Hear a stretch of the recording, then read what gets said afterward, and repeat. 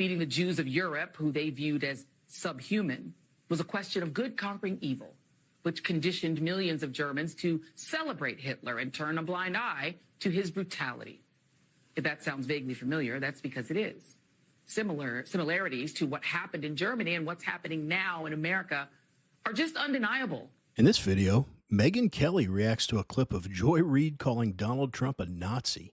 Megyn Kelly also plays a clip of the CNN dopes losing their minds over everything Trump does. With that, let's watch Megyn Kelly expose CNN and MSNBC for their inability to accept Donald Trump as their president. Tom Homan was our guest the first half hour, and he mentioned this nutcase who was out there last night comparing the Republicans and the immigration sweep to the Nazis and the Holocaust. Do we have that, you guys? Let's watch.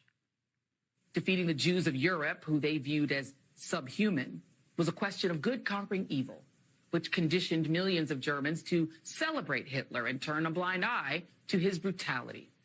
If that sounds vaguely familiar, that's because it is. Similarities to what happened in Germany and what's happening now in America are just undeniable. History may not repeat verbatim, but it sure does rhyme.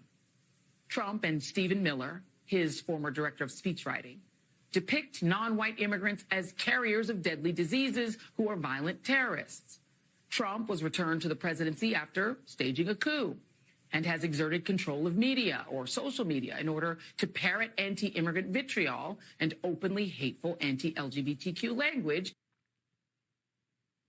And she finished that whole diatribe, Mark, by accusing Elon of doing a Nazi salute at the Trump rally, which we've been over ad nauseum. I mean, obviously she doesn't have a lot of sway with Democrats, but is it shocking to you that she still has the post she does on MSNBC?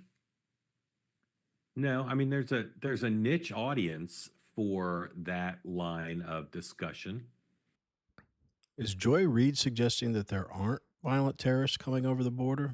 Is Joy Reid insinuating that letting 10 or 20 million people in unvetted isn't poisoning the blood of America? They love to try to make something out of nothing. Poisoning the blood of America. Did they say white people's blood? No, they said America. No one disagrees that a lot of these immigrants are just looking for a better life, blah, blah, blah, blah, blah. However, any of them that come in and commit crimes or are a burden to our social systems are negative benefit to our country. So what are we talking about? You're trying to compare Nazi Germany and trying to eradicate a race to enforcing border laws? She's an insane person. We all know that. But I do always ask that question, like, who's watching Joy Reid? And I'll tell you what, to this guy's point, he's right. I guess there always is a niche for this line of discussion, but it ain't very big. Here's what I don't understand. How a show like hers is profitable. It can't be. Unless I'm completely mistaken, I'm pretty sure MSNBC is a business.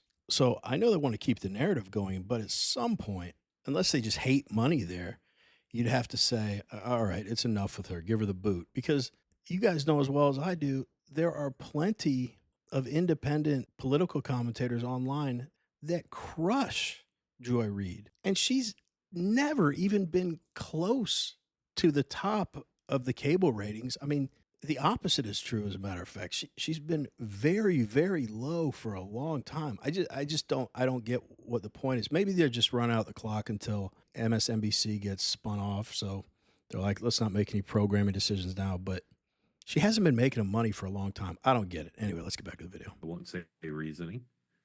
It's not as big a niche as it was, although their numbers are up a little bit.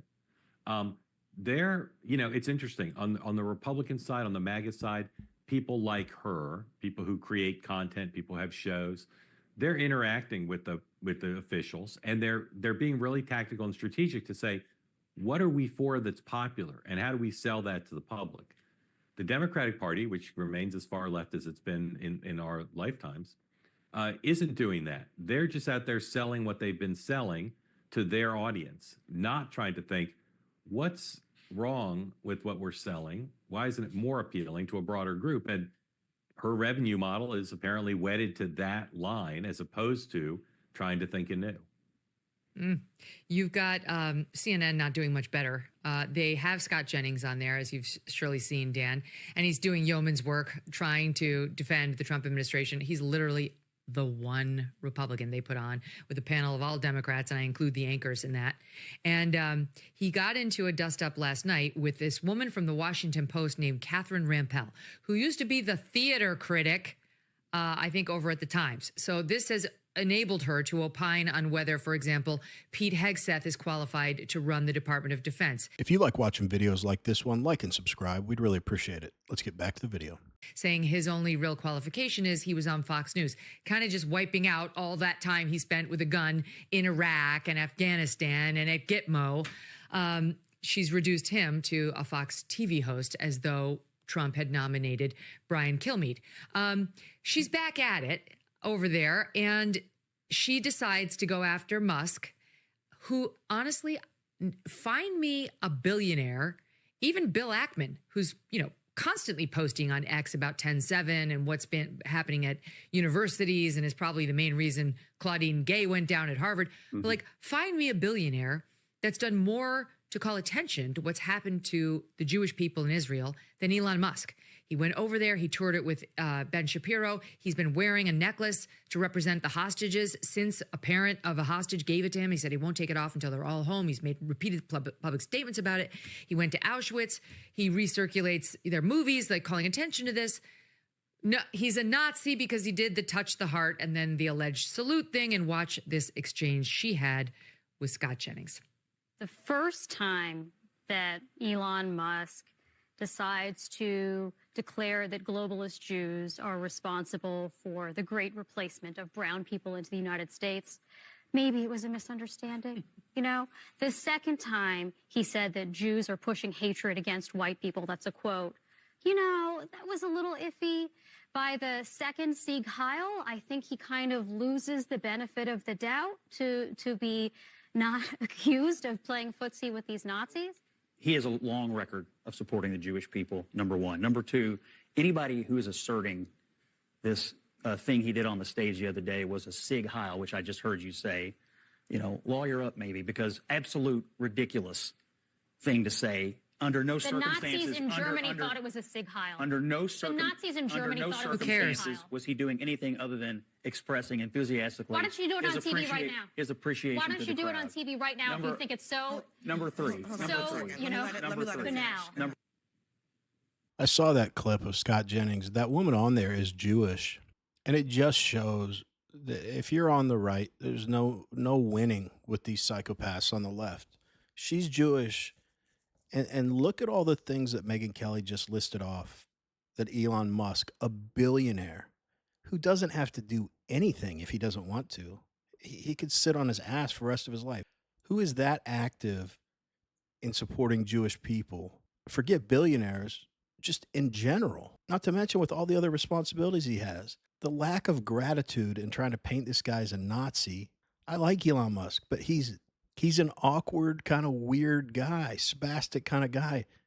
He's not doing a Nazi salute. And you said the German Nazis thought that's what he was doing? So what? Who cares what their interpretation of it was? Everyone knows, even she does. Maybe she's convinced herself to believe it, but somewhere deep down inside of herself, she knows in her dark heart that he didn't do that.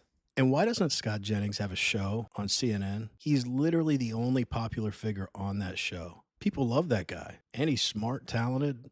I mean, I guess it's because he's a Republican, but if they gave him a show, that's instant ratings right there. But they've got a narrative to spin, and that wouldn't be in line with it. Anyway, let's get back to the video. I can't. Can I just tell you a little backstory about this woman? So she attacked Pete in the way I said. I came on the air and pointed out she's a theater critic and she should shut up. She doesn't know anything. And then she posted on X, she was all offended because people were writing nasty things to her. Oh, thanks a lot, Megyn Kelly. Let me explain something to you, Catherine, about being in the public eye. If you're going to go on CNN and you're going to offer inane opinions, people are going to comment on them, and then you might get some nasty tweets. It's called being an adult on the internet. Grow up. So she does. Well, from the little I've seen of that woman's political views, she certainly behaves and talks like a theater critic. So maybe she should go back to what she knows. But we want to hear from you. What do you guys think about how psychotic these people on MSNBC and CNN are?